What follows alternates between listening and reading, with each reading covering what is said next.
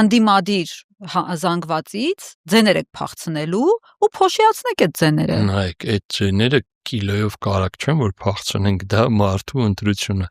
Եթե իրանք պետքա չարյաց փոքրագույնի տարբերակով մեկը իրանց քվյարկերետի փախցնելու ենք, ոչինչ, թող իրանց մնա մենակ իրանց իրոք հավատացող ընտրողները։ Այսինքն այդ իրեն կիլոյով ապրանք չի, դա հայ ազատ մարդու ընտրությունը։ Եթե ինքը չի ընտրելու, թող չընտրի։ Բայց դրանով իշխանության ջրաղացին դուք ջուր եք լցնում։ Որ ոչինչ չփոխվի, մեր արածի անունը ես ճեղքում եմ դրել։ Եթե որևէ ճեղքում չարվի, շատ նման պատկերա լինելու ինչ որ առաջ էր, էլի մի 20% ձայն փոշիանալու, այսպես թե այնպես, արդեն ես այդ ուժերը տեսնում եմ, որոնք ձգտելու են 4%-ի ու չկարանան հավաքեն։ Էլի լինելու է A իշխանություն ու B ընդդիմություն, ես իմ կարծիքն ունեմ, բայց դա էական չի, որ մեկը կլինի։ Ու ով դարավ սուպեր վարչապետ, Հայաստանին հեչ լավ չի լինելու դրանից։ Իրան փոխանցվելու է այն մեքենան, որ Փաշինյանը ասում է, դա իմ մեքենան չի, վարչապետինն է։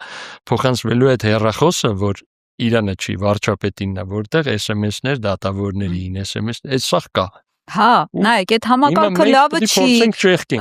լավ կլինի, որ փոխվի, հաջորդ իշխանությունը փոխի, բայց դուք ասում եք, մենք իշխանություն դժվար թե դառնանք։ Եթե չեք, ես դուս բան չեմ ասել։ Ես ասել եմ 50% դժվար հավաքենք։ Որ չհավատանք, չենք մտնի այս ամեն ինչը։ Հա, 50 բակ հայն տոկոս եք մտածում, թե ասում եմ, հաղթելու համար անհրաժեշտ է հասնել նրան, որ շատ մարդիկ գնան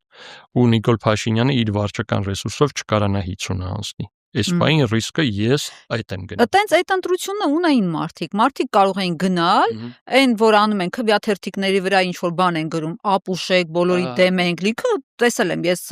ձայները հաշվելուց, որ քվյաթերթիկների վրա գրել են բոլորին դեմ եմ։ Մարդը իր ձայնը իրացնում է, բայց ոչ մեկին չի ընտրում։ Այդ շատ կարևոր է, որ համ դուք համ դիտողները պատկերացնեն, երբ որ օրինակ 10 հոգի գնա ընտրի Նիկոլ Փաշինյանին, 3 հոգի ընդդիմությանը մնացած բոլորս քվյաթերթիկը փչացնենք 100 քանի հազար հոգով կամ միլիոն հոգով 10-3-ի հարաբերակցությամբ հաղթելու է բան, այսինքն փչացումը ի օգուտ նրանց է,